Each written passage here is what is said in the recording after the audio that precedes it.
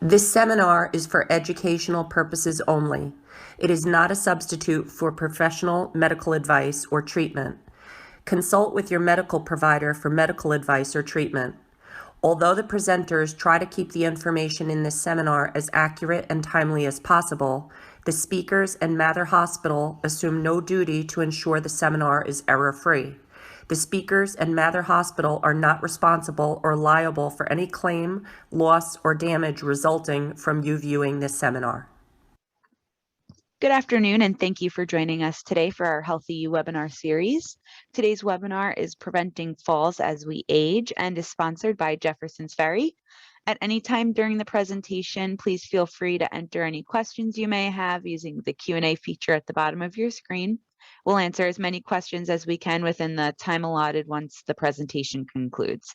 Your questions will remain anonymous as always, and today's presenter is Lori Ginsberg. Lori is the program director for the Katz Institute for Women's Health at Northwell Health. She earned her Bachelor of Science in Nursing from Adelphi University cum laude, her Master of Arts from New York University with honors, and is a member of Sigma Theta Tau, the International Honor Society of Nursing. Lori is a certified master trainer for Stepping On, an evidence-based fall prevention program, Living Healthy, Stanford University's Chronic Disease Self-Management Program, and Homeland Security's Stop the Bleed program. She strongly believes in the power of people to promote their own health and enhance their well-being. Lori, thanks for joining us. Go ahead and get us started. Thank you so much for having me, Emily. Thank you, and thank you, everyone. My talk today is Leaves Are Supposed to Fall, People Aren't. So I'm just going to share my screen, and you'll tell me, Emily, if you can see it. Yep, we got it. Okay, great. Hold on. Okay, so this is not a talk about balance. Balance is a whole different talk. It's much more medical. This talk is really much more about the practical things in your everyday life that you can do to reduce your risk of falls. However, if you have fallen one or more times, or you feel dizzy or off balance much of the time, do discuss this with your doctor, because it really can be a very simple fix, like a balance program or a medication change. It doesn't have to be life-changing just because you told the doctor that you fell. So do share that with your healthcare professional. And if you do fall, please go to the emergency room, especially if you hit your head. And the reason for that is because you might have an undetected bleed, and you won't know until later on when it could be too late. If anybody remembers Natasha Richardson, Vanessa Redgrave's daughter, Liam Nielsen's wife, she was on a ski trip with her family. She fell on the ski slope, hit her head, got up, felt totally fine, and died the next day because she had a totally undetected fall. So if you hit your head, even if you think you're fine, go to the emergency room. Nobody will tell you that you should not have come. So many falls can be avoided by thinking more about the things that we do every day. We rush through our lives, we do everything quickly, and we don't often think about it. So, this whole thing about mindfulness can really be applied to falls as well. So first, we're going to discuss the problem. And anyone can fall at any age. But 1 out of 4 people over the age of 65 fall each year. And the number is actually much closer to 1 out of 3. And out of those falls, 20% cause a very serious injury, like a fracture, a broken bone, or even a traumatic brain injury. And falls are the #1 reason that older adults, people over the age of 65, go to the hospital for trauma, injury, and injury deaths. And the reason that you're all listening here is because one of the most important things is, with a hip fracture or a traumatic brain injury, a fall can really herald the end of independence in your life. And we want to avoid that at all costs. We'd like to stay independent for as long as we possibly can. And it's not just normal people who fall like you and me. Even the president fell going up the stairs of Air Force One several times after the inauguration. So did you know that more than half of all falls occur inside the home? But where inside the home?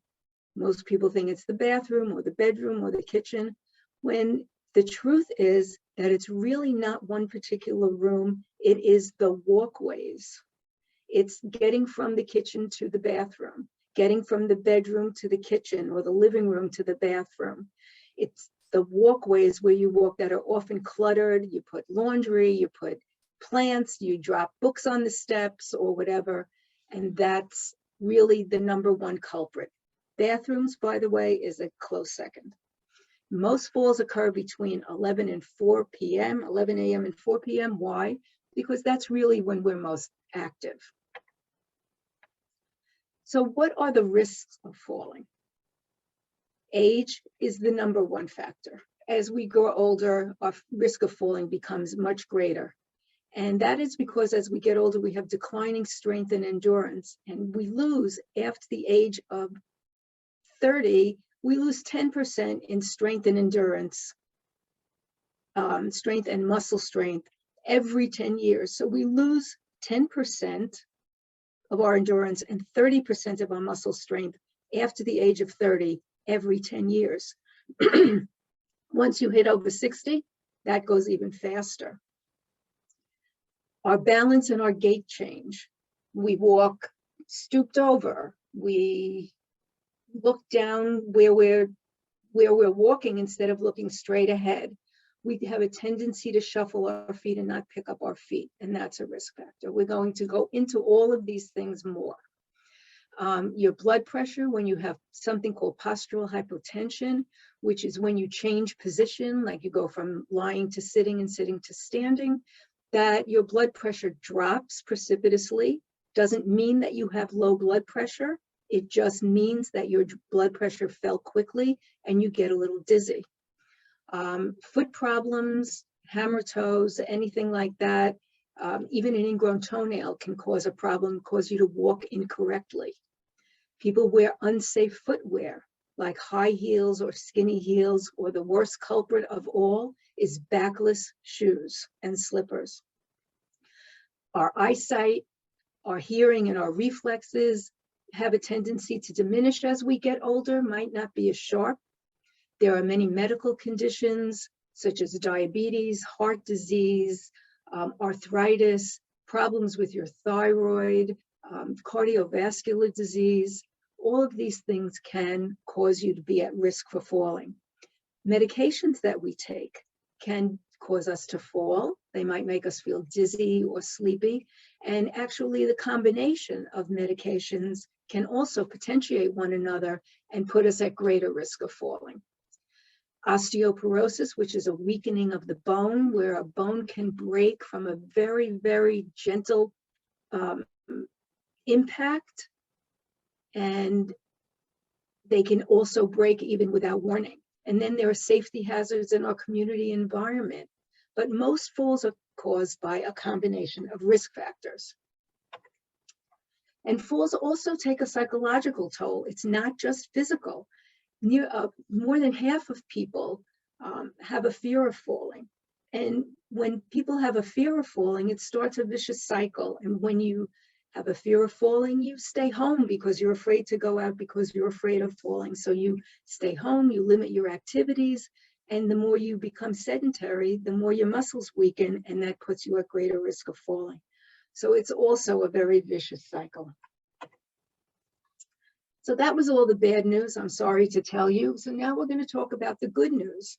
And the good news is that falls is not an inescapable part of aging. Just because we're older does not mean that we have to fall. We can improve our balance and strength at any age, and we can lower our risk at any age. And you have that power to prevent falls and reduce your risk. And today we're going to learn how. The first thing we're going to talk about is awareness, gait, and movement. So let's first talk about walking. What is walking? Walking safely is it's a ballet. You scan your surroundings and then you heel toe walk. But first, we have a tendency as we get older to just look down so we see what's in front of us, what's right in front of us, and we don't pay attention to the big picture. So what I tell people is walk like you drive. When we drive, we don't only look at the car right in front of us, we look at the cars straight ahead, we look to the left, we look to the right, and we see all of these cars all around us, and we see if there's a car swerving, if there's stop signs, whatever is around us, we're aware of it. And that's the way I want you to walk. I want you to look, when you walk, you look straight ahead, look to your left, look to your right. Take in all the things around you so you can see that mother pushing a stroller. You can see that kid on a bicycle, and you can see that car going through the stop sign. So don't just look at your feet. And how do we do that? We scan our surroundings, whether you're in the house, whether you're in your backyard, whether you're out in the community, it doesn't matter. You scan ahead 10 to 15 feet for hazards that might trip you up. And then when you walk, you look straight ahead and not at your feet. Not at your feet. Looking at your feet does three things. First of all, your head is the weight of a bowling ball, and just looking down can propel you forward. It makes you round-shouldered. It can make you round-shouldered. And then it makes you not aware of things that are coming up in the future, like a child on a bicycle or something like that. So you walk, you look straight ahead, 10 to 15 feet. Then you walk looking straight ahead. Of course, if there's a hazard in your way, of course I want you to look at it while you're walking, but then you can avoid it or step over it or whatever you need to do. And if you walk out of this class remembering nothing that I said, this is the one thing I want you to remember, and that is walk heel toe. Make it your mantra for the rest of your life. Walk heel toe. So when you walk, you lead with your heel.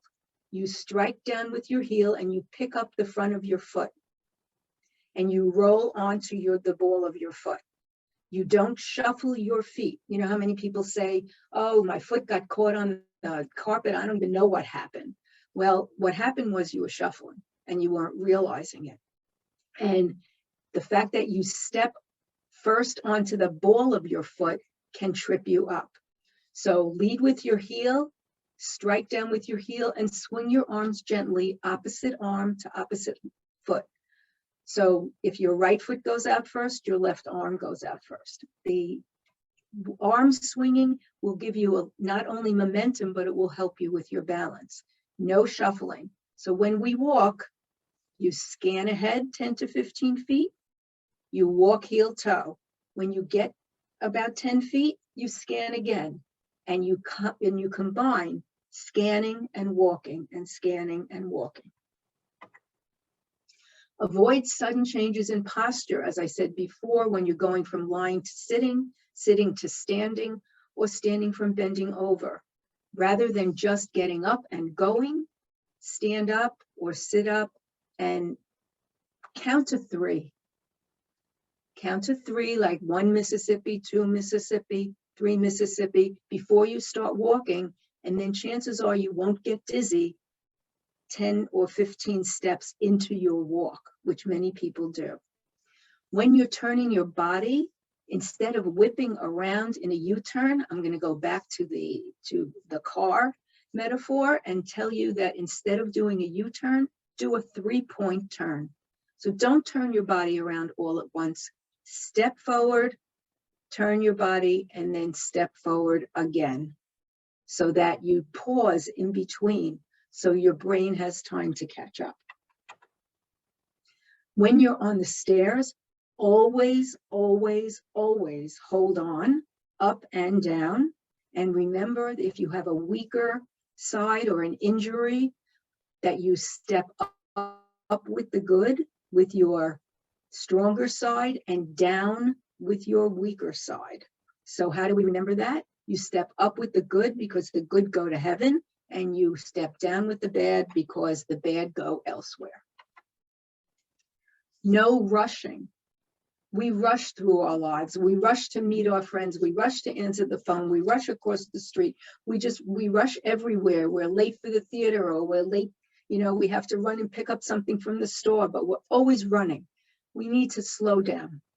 Let the answering machine get the phone. It's not worth you falling to answer that phone. The answering machine can get it, or you can call them back. If you're standing at a light and you're not sure when it changed, wait. So it will save you from having to run in the middle of the street to get to the other side. So wait for the next traffic light. That was about balancing gait. We're going to talk about home safety now. We're also going to talk about community safety and footwear and infections and vision and all different aspects of fall prevention. So let's start with, we started with balancing gait. Now we're going to talk about the home. So upgrade your lighting so that you can read comfortably, but not so much that there's glare. When you have steps, light the steps at the top and the bottom so you can see every step very clearly. Make sure you have enough lighting in each room at entrances and on outdoor walkways. And a good way to do this is you use motion sensor lights, or lights that sense the darkness or the light level. And these are very inexpensive ways to make your home safer. Use night lights. I can't say this enough. Everywhere you walk at night, not just in the bathroom, not just in the bedroom, but if you go to the living room, if you go to the kitchen, make sure that you light your walkway, because when you get up in the middle of the night, you're a little sleepy, so you're a little groggy, so you don't know if the dog is laying there, or your bathrobe fell on the floor, or you forgot to put your slippers under the bed. So make sure you have a night light so that you can see everywhere you walk at night. Just a little fun fact, having nothing to do with fall prevention.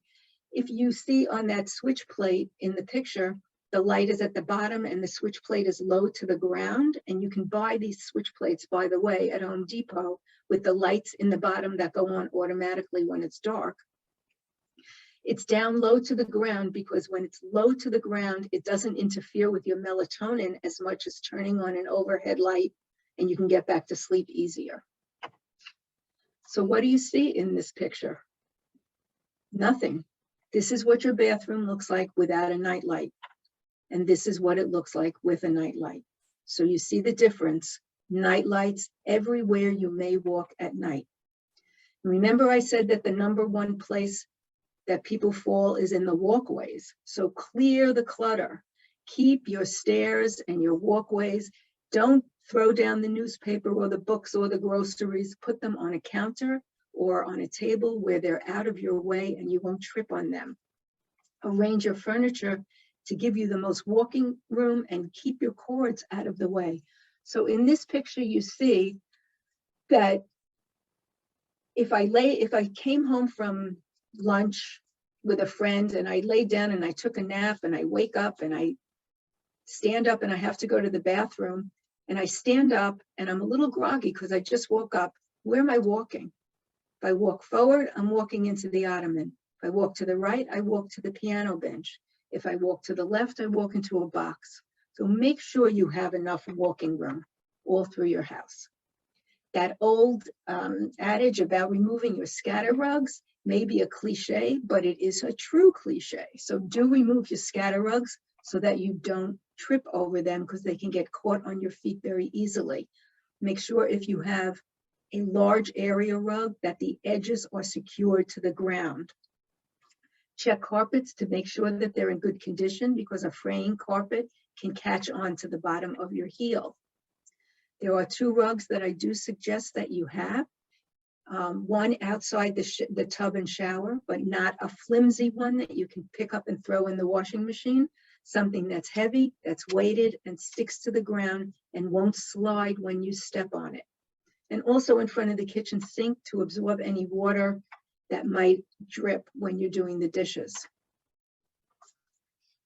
I know that we all live in our homes for a long time, and we all feel comfortable running through our house, you know, because we know everything in our house, except that sometimes we miss the thresholds as we get older. So somebody who has poor vision, or if you're not walking heel toe, you could trip on the threshold. So make sure that it's visible, and if not, you can also remove it and just have the tile meet the carpet or the two floors meet, and not have a threshold that can trip you up. No rolling chairs ever, not by your desk, not in the kitchen, nowhere. Never a rolling chair, because when you go to sit back down, you don't know if that chair is going to roll out from under you. And never tip any chair. If you're relaxing at your desk, don't tip the chair back, because you could just go back and fall and hit your head. Beds also, I know it's very beautiful, and everybody shows beds now that are high off the ground. It looks very elegant like this picture, but they're really not safe. Your mattress, the top of your mattress should be no more than 20 to 23 inches above the ground, so that you can sit down without having to go on a step stool. And what about the bathroom? The second culprit place that people fall the most. So make sure you put a chair in your shower or tub, and make sure that you have a handheld shower so that you can clean yourself. If you get dizzy, you can still use the shower and you have a place to sit comfortably. Put non-slip strips or a mat in your shower, and a mat outside your tub or shower. But if you use a mat inside your shower, make sure you pick it up and dry it out every single time you use the shower, because mildew can collect on the back, and the mildew will make the mat slippery, and when you step into the tub, you'll go sliding. Have professionally installed grab bars in the shower, in the tub, next to the toilet. And professionally installed means that the grab bar is installed into the beam behind the wall. Never use a towel bar, a faucet, or handles to keep you from falling, and never use those suction, as seen on TV, grab bars, because they can come out of the wall. All of these can come out of the wall without notice. I was giving this talk in a library once, and a lady told me that she had needed help getting out of the tub, so she held on to the spout, and the spout gave way with the weight of her body, and she fell down, she hit her head, and she ended up in the hospital. Professionally installed grab bars into the beams behind the wall, and oils or salts, because they make the bottom slippery. Stairways, put railings, preferably on both sides, but at least on one side, and that goes for even if you only have one step. Make sure there's something there for you to hold on to. Put non-slip strips on the steps. Make sure the end of the step is visible, and again, light the top and the bottom. Avoid wet floors. Walk only where the floor is dry, and clean up spills right away. If something drips, don't say, I'll clean it up after I go to the bathroom, because you could get distracted, you could forget, and then slip on the spill. And beware of highly polished floors in your home. We like to say, squeaky clean without the sheen, because the sheen makes it more slippery. And laundry. Put laundry in a duffel bag, or a pillowcase, or a garbage bag, and throw it down the stairs ahead of you. And the reason that I say that is because the laundry basket not only obstructs your vision, so you can't see where you're walking, holding it does not allow you to hold on the steps, and also the weight of the laundry basket, like when you bend your head forward like this, the weight of the laundry basket can propel you right down the stairs. So throw it down ahead of you, and when you bring it back up, make sure you bring only a certain amount so that you can hold on with at least one hand and it doesn't obstruct your vision. And what about what we wear? So avoid very long clothing, bathrobes, raincoats, long gowns, things like that. And why? Because we can trip on them. You can trip on them, especially if you're going up and down stairs. You can step on it with one foot and then over you go. So they should be no lower than 2 inches below your knee.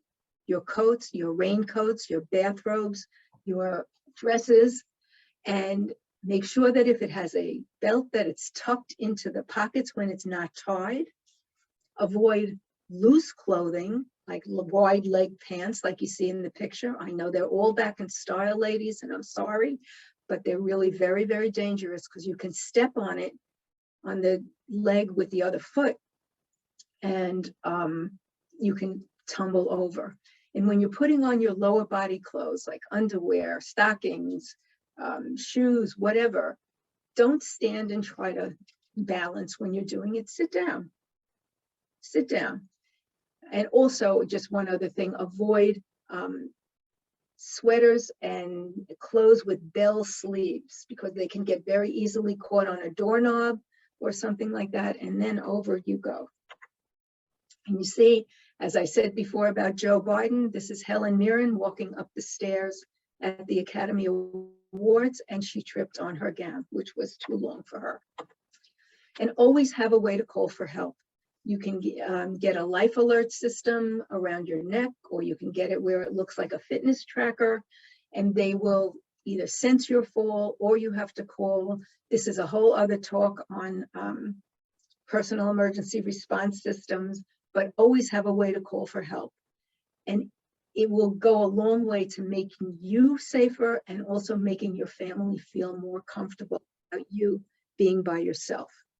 And always have a phone. If you don't have a life alert or a personal emergency response system, always have a cell phone on your person, not in your pocketbook, on your person, in your pocket, on you, so that if you go out to empty the garbage and you trip on a banana peel, you can call for help. You don't have to get to a phone. Your phone is right there. If you go into a bathroom and you fall or you get dizzy or something, you have a way to call for help. Just don't leave it in your pocket because we don't want it falling into the toilet. And Apple Watches, the new Apple Watches, also you can put an app on it that will sense your fall. It's like a personal emergency response system. So now let's talk about feet and footwear. So there are many foot problems that can cause you to fall because they cause us to walk incorrectly. And that can be a numbness or a tingling in your toes, like if you have neuropathy from diabetes or Parkinson's, muscle weakness, or arthritis in your feet, bunions, corns, and calluses that stick out and rub against our shoes, and then we start to walk incorrectly. Nail problems, ingrown toenails or toe deformities like hammer toes can cause you to walk incorrectly. So just make sure that you see your podiatrist twice a year just to check it out, make sure everything is in good working order. And what about what we wear on our feet? So important. Make sure that your shoes fit securely on the back and have an arch. The slight arch, even if it's a slight arch, so those flat ballet slippers that women wear, not good for your feet because you need that arch. The arch puts your back in proper alignment. Make sure that your heels are thick, no less than 2 inches. Make sure that you have enough room in the toes, that your shoelaces are tied. Make sure that your shoes are bendable and flexible so that when you walk heel toe, the shoe goes with you. And make sure they have a back. We avoid high and skinny heels. Even the 1-inch heels are no good because they're too skinny, you could wobble. Shoes that are too tight, heavy, or loose, soles that are not flexible. Never walk in stocking feet or socks only because even on a carpet, you can slip. It's very slippery. But the most important thing I can tell you is avoid backless shoes. No backless flip-flops, no backless slippers. Make sure everything either has a strap around the back or it has a back around it, like deer foam slippers. Check your vision. So everyone after the age of 50, over the age of 50 should have a dilated eye exam once a year. The dilated eye exam should be done by an ophthalmologist so that the ophthalmologist can check your vision, see all the way into the back of your eye and all the way throughout your eye so that they can check for problems before they become a problem for your vision. So like when you have a mammogram to detect anything, God forbid, in your breast, early detection is your best protection with vision as well. Go once a year for a dilated eye exam. If you wear glasses, the most important thing you can do is clean your glasses. If you wear bifocals or progressives like I do, when you're walking on steps, take them off because you have a tendency to look down at the step through the reading part, which is for close-up, and the step will look distorted and you could miss that last step. Take them off. You may not see great, but you will not see distorted. Be aware of reduced contrast sensitivity. So what is that? That is when two things that are not the same might look the same to you. So for instance, if you walk into a room and the light is not good and there's a wood coffee table and a green rug, they might look the same to you if there's not enough lighting and you have reduced contrast sensitivity. So what you do is make sure that there is enough lighting so that you can see very clearly the difference between the table and the carpet. Otherwise, you could not even see the table and walk right into it and fall. Pay attention to this also, especially at dusk and in low lit rooms. When you're going from a dark room to a light room or a light room to a dark room, like a movie theater, into the lobby, don't just keep walking, stop and count to 3. Let your brain catch up. It takes a minute for your brain to catch up.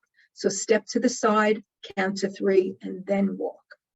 Adjust your lighting so that it's sufficient to see, but not too bright that it causes glare.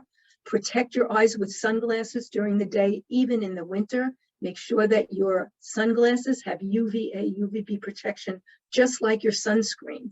And if you drive at night, you can get glasses with clear anti-reflective coatings from your optometrist or optician. And in this time of COVID, I would be remiss if I didn't talk about vision with a mask. Just be aware that your mask can block your field of vision like this. All the more reason that we have to scan ahead. For steps and curbs, stop and look down at the curb as you're stepping. Don't rely on your foot to feel it. Hold on to railings. If you don't want to touch it because they're dirty, touching it and then cleaning your hands afterwards is better than not touching it and falling. And if your glasses fog up with a mask, pull them slightly out farther over the mask, or you can use a defogger. Now, you might say, what has your hearing got to do with falling?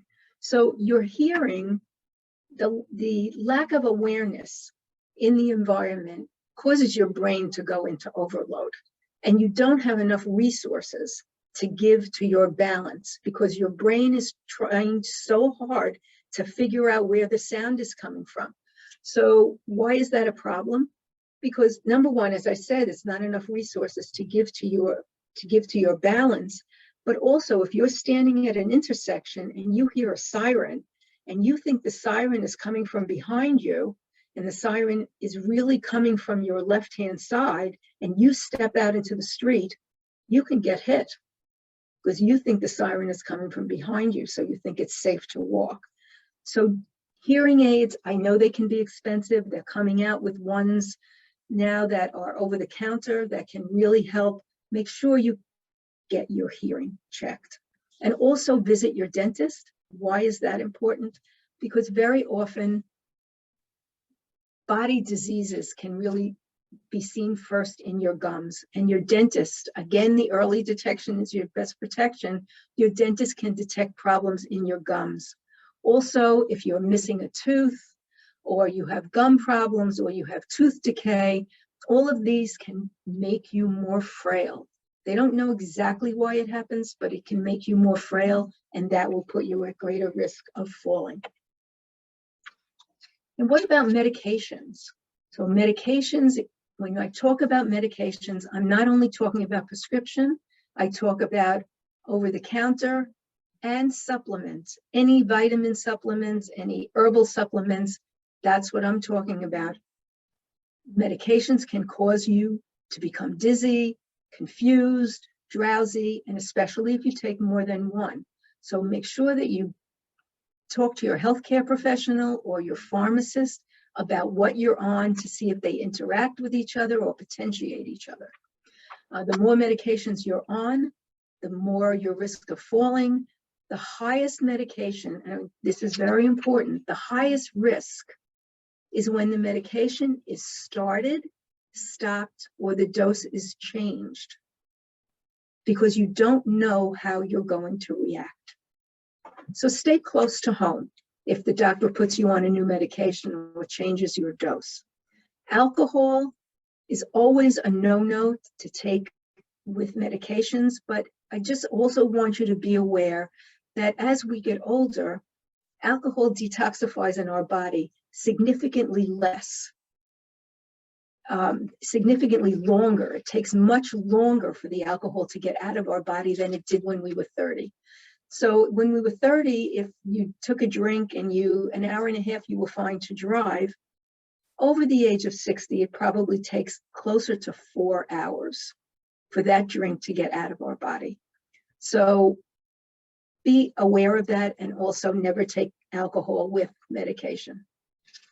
Make your pharmacist your friend. Very often they know more about not how much medication or what medication you should take, but which ones you can take together. Should you take it with food or on an empty stomach, or if you should take it, when you should, what time of day you should take it. So make your pharmacist your friend, call them out of the back, and they'll come and talk to you. Keep a list of medications with you at all times, including your over-the-counter supplements and prescription, updated frequently. Keep it in your wallet next to your ID, so that if, God forbid, you do fall, when the EMT, when the emergencies people come and they look for your ID to see who you are, they'll see your medication list and be able to treat you much more effectively quicker. And talk to your healthcare professional. Ask them about whether any medications can cause you to fall. Now let's talk about bone health. So we need to keep our bones strong and avoid fractures and avoid osteoporosis. And we need 3 main things. We need calcium, because our bones are made of calcium. We need vitamin D, because vitamin D is the key that unlocks the process that allows us to lay down the bone. And we need weight-bearing exercise, not exercise that's not weight-bearing. It must be weight-bearing, like lifting weights or walking or resistance training, because the doctors call it drag on the bone, which is why heavier people and people who are overweight very often don't have osteoporosis, because they have much more drag on their bone. So we need these 3 things. How do we know if we have osteoporosis or a bone problem? The only test that you can use for that is a bone density test. And you should be having a bone density test, at least every year. And that estimates the thickness of your bones. You can't see it in an X-ray the same way. And it also monitors your osteoporosis treatment. So it's a very easy test to do. It takes about 20 minutes. It doesn't hurt. It's like an X-ray, but you can see, like 3D, how thick your bones are. So we need calcium, because calcium is what our bones are made of. So it's best to get it from your diet, calcium and vitamin D, best to get from your diet. And the reason for that, I say that, is because it used to be that they recommended everyone take supplements. everybody across the board. And then they came to find that people were getting kidney stones and calcifications in their blood vessels, and they stopped recommending it across the board. So before you take a supplement, do speak to your doctor, because your doctor is the best person to help you with that. But calcium and calcium is best from your diet. It's the most physiologic. Your body likes it the best. And we all know good sources of calcium, which are dairy products and leafy green vegetables and bony fish. Vitamin D is best really from the sun, is where we mostly get our vitamin D. But now when we go out, we avoid the sun like the plague because of skin cancer. So we wear a hat, we wear sunglasses, we wear sunscreen and long sleeves. So it's really best to get it also from your diet. It is the most physiologic, and good sources of vitamin D are fatty fish with calcium. It's bony fish. With vitamin D, it's fatty fish like salmon and tuna. And also liver is a great source of vitamin D. You know, when your parents used to give you, or you used to take, or you saw your grandparents taking cod liver oil, great source of vitamin D. Tastes disgusting though. Eggs are a great source, but not the white, only the yolk. And many foods today are fortified, like milk and even orange juice can be fortified with vitamin D. When you have a physical activity program to build bone or to maintain bone, it should include balance exercises, weight-bearing exercises, posture training so you don't get that round-shouldered, and strengthening exercises. So you can work out with a trainer, you can take a yoga class, you can take Tai Chi, which are both great for building bone. Or you can do exercise, and moderate exercise is brisk walking. Gardening is great exercise because you're bending, you're getting up and down, and pushing a vacuum cleaner. A great exercise is gardening. Dancing, because dancing works your mind and your body. Dancing, you have to remember the steps, and you're also dancing with your body weight on you, using your body weight. So it's a great, great exercise. And this cartoon says, my doctor told me exercise would add years to my life, and he was right. I feel 10 years older already. But exercise will make you feel better. Just start out and build gradually. The best exercise, my favorite exercise, is walking, because it's weight-bearing, it's aerobic, and the studies have shown that people who have arthritis or chronic pain do better in the long run if they walk and they move, not if they stay sedentary. If you have a slight, you're a little unsteady on your feet, you can use walking sticks. People don't use them enough in this country, like hiking poles. They're not the same as a cane. A cane you use for an injury and you lean on it. A walking stick you hold like Moses at right angles to your body, and it just takes the edge off. It just takes the edge off and gives you a drop of support. When we're walking out in the community, you need to scan, as we said before, scan every 10 to 15 feet for uneven sidewalks, potholes, things like that. When there's no sidewalk, walk facing traffic so you can see the driver and the driver can see you. Use the crosswalks and press the button. Make eye contact with the drivers. Make eye contact and have a silent agreement about who's going first. Look for hidden dangers like cars backing up in a parking lot and hidden driveways. Wear white or bright colors when walking at night and choose well-lit paths. Just a very quick, another little tidbit having nothing to do with fall prevention. But when you're at the crosswalk, and you always push the button. And the reason that you should push the button is most people think that the button is broken, that it's supposed to make the light turn to your favor faster, but that's not what it does. What pressing the button does is when the light does change, it gives you more walking time. So if you're walking across Old Country Road and you had 20 seconds without pushing the button, you might have 30 seconds with pushing the button. So it gives you more walking time. Scan for hazards like gravel is very slippery, hazards in your walking path like these signs, which I don't know why they put them in the middle of the sidewalk because you can't walk. And avoid distracted walking. Don't be looking on your phone. Don't be texting. Don't be doing a FaceTiming. And don't be reading your text or emails while you are walking. Out in the community, avoid the flower display or places where you think water might be and they don't clean it up quickly. If you're going out to a restaurant or an affair like a wedding or a museum, beware of highly polished floors. What about sleep? So not enough sleep can increase your risk of falls because you don't get enough sleep. You have a tendency to be a little bit more sleepy, a little bit more groggy, and it can make you less steady on your feet. And what about weather? Managing snow and ice, everybody knows. You can use a spike-tip cane. You can use something called yak tracks, which grip the ice better. And this is the only time I do not want you to walk heel-toe. This is the only time you should not walk heel-toe. You do the penguin walk, like a baby waddling. You walk flat-footed. You widen your stance, so you move your feet wider apart, and you put your foot down firmly flat and take very small steps and go slowly.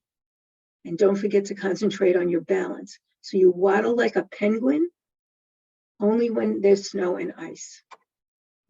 Don't forget about wind. If you hear that there are going to be gusts of wind, 50 miles an hour, it can knock you right over.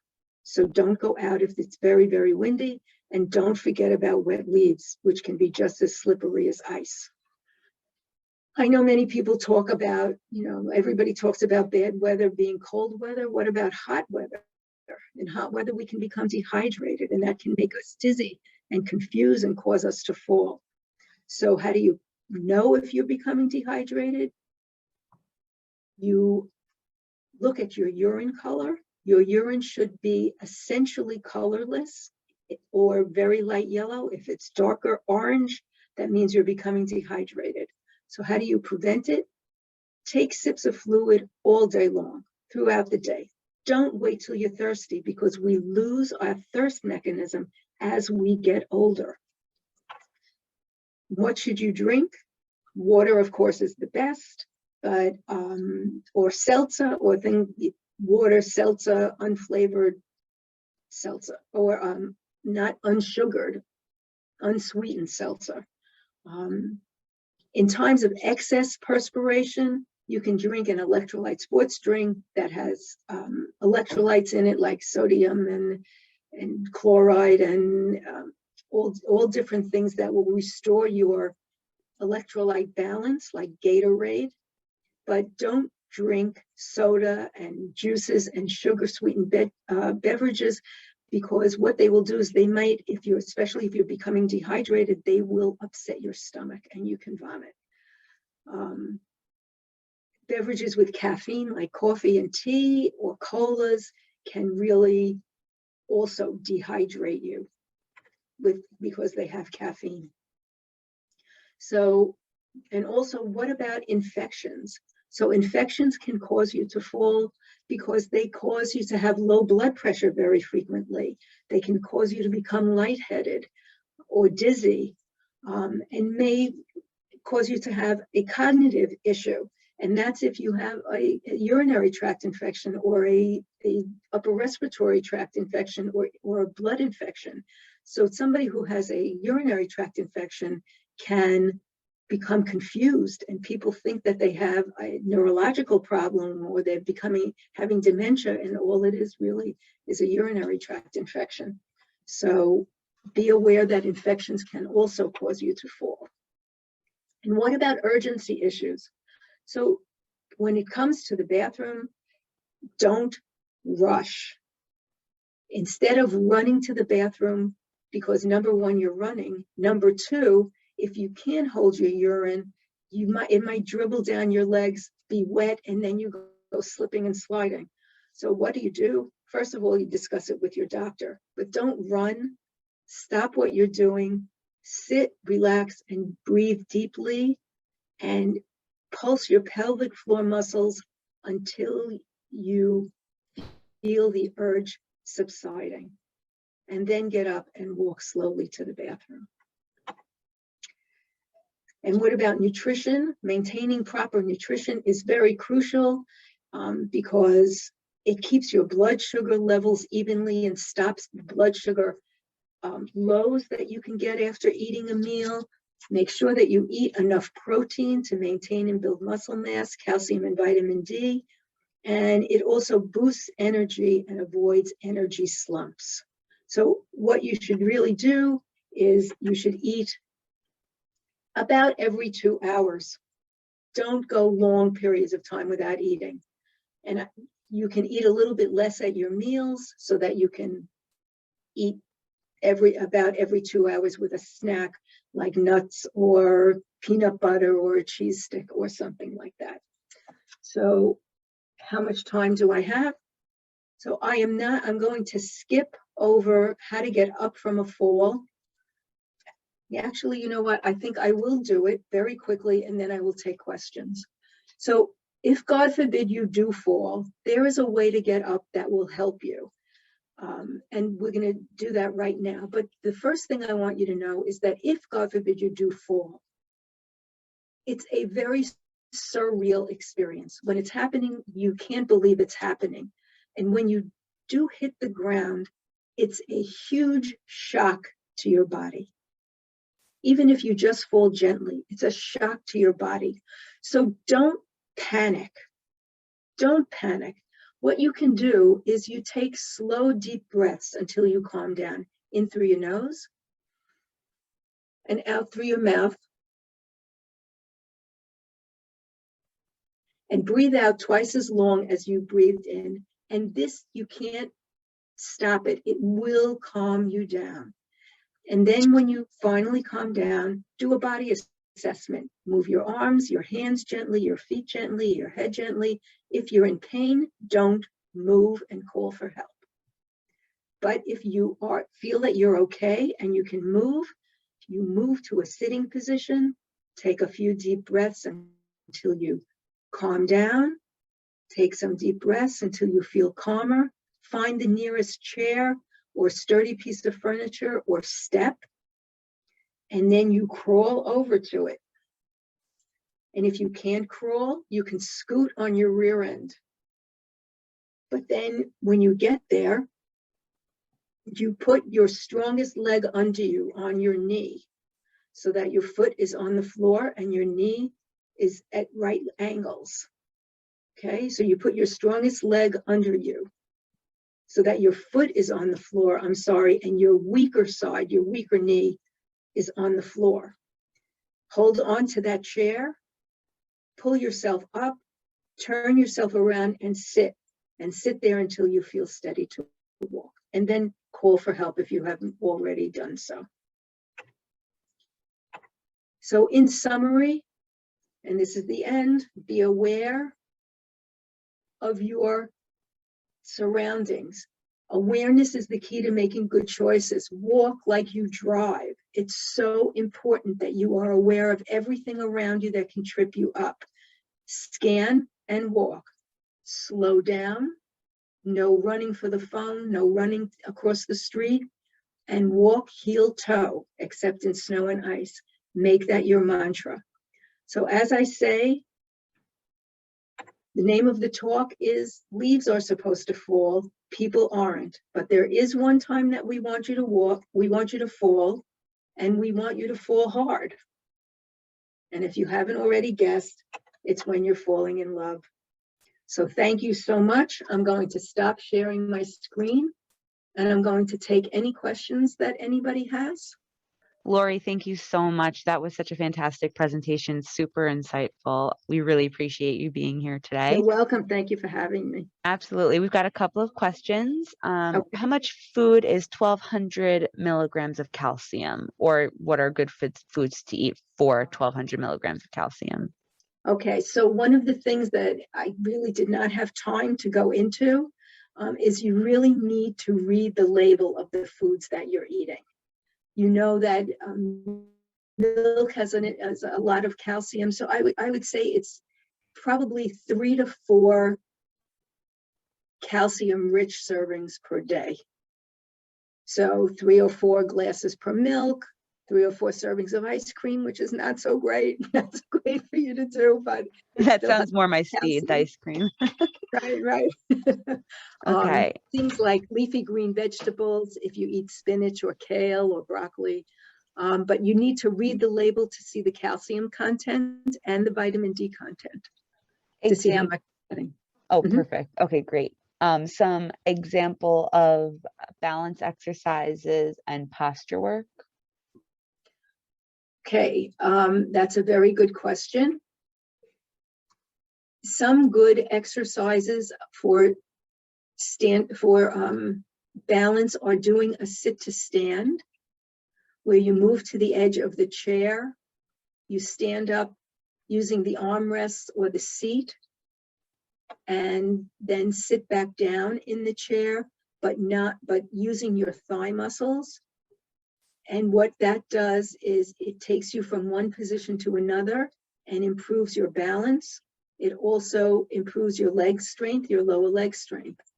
And try to progress to doing it with your arms on your chest and not holding on. So sit to stand, you can stand on one foot, holding on very gently or not holding on, and then switch feet. You can do heel raises and toe raises while you're sitting down and watching television. You can do a tandem standing, where you have one foot in front of the other with your heel touching your toe. So you're standing like you're walking on a balance beam, and you can hold on and just stand where your feet meet, put your weight where your feet meet, and try to balance for 10 seconds. Fantastic. Mhm. Somebody's asking for a copy of the slides. So we won't be able to send a copy of the slides, but we will have a recording for you to be able to rewatch. You'll be getting an email in the next week or so with that recording. Please Right. discuss getting in and out of a car. Okay, that's very good. Getting in and out of a car is one of the tips and tricks I really didn't have time to go into. So when you are getting in and out of a car, one of the things that we have a tendency to do is we put one foot in and then move our body in and then bring the other foot in. That is horrible for your back and for your balance. So what we suggest that you do is you walk to the car, you turn around, put your feet together like you're a princess, like you're the queen, and you keep your feet together and you sit down on the seat, and then swing your legs in together, and that will save your back. And when you're getting out, you do the same thing. Swing your legs out together and stand up, pushing off the seat of the car or holding on to whatever mechanism there is to hold on to, or get a car cane, which slides into the door of your car that you can hold on to, and stand up with your feet together, and then pause for a few seconds before you start walking, again, to maintain your balance. Mm-hmm. Okay, great. What's the best way to fall if you feel like you are falling? Is it on your side, your butt, or your arms? I have osteoporosis. Also a great question, a great question. When we fall, we have a tendency to put our hands out and to try to stop our fall. But I want you to think about football players. Okay, now we're not football players, but we want to learn to fall like they do. So if you see when a football player falls that they tuck their head forward, and they fall on the meatiest part of their body. So I don't want you to fall, I want you to try and fall not on your hip, but maybe on your rear end, so that you don't break your hip and you don't break your arm and you don't break your wrist. because those are really the most common places that people break a bone. And a hip fracture can be devastating. So you tuck and protect your body, protect your head at all costs, protect your head. So if you start to fall, grab your head like this and fall on the meatiest part of your body. Try to fall on your rear end. Okay, great. Looks like we've got 1 or 2 questions left if you've got the time. I have the time, sure. Are carbonated beverages calcium depleting?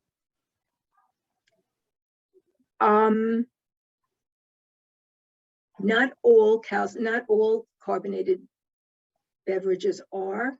Colas in particular, Coke, Pepsi, the dark soft drinks like Dr. Pepper, things like that are calcium depleting. They do, and they erode calcium out of whatever, from your stomach.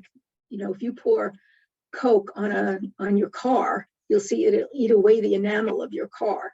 So it really is best to stay away from those for a multitude of reasons. But yes, dark carbonated beverages are calcium depleting. Okay, and the last question is, what is a car cane and does it have to be professionally installed? Okay, so a car cane is something that you might have seen on TV, like those, on an infomercial. So a car cane you can buy on Amazon, you can buy it in Bed Bath & Beyond, you can buy it you can probably buy them even in a hardware store or Home Depot. And what it is a device that has a handle, and then there's a piece that comes off that is at right angles to it, and that inserts in a hook that's on the door of your car that if you've not looked for, you've never noticed. And it hooks, you slide the hook part into that loop, and you have a handle that will stay steady and help you out of the car. That's what a car cane is. Okay, perfect. Lori, I think that's everything, and you've done such a great job going through your slides today. Thank you for joining us. Everybody who's joined here, please fill out the survey that you'll be receiving. It helps us improve our future webinars, and be on the lookout for that recording from today's presentation. Thank you so much for joining us today. Thank you so much for having me. Have a wonderful Thanksgiving. You too.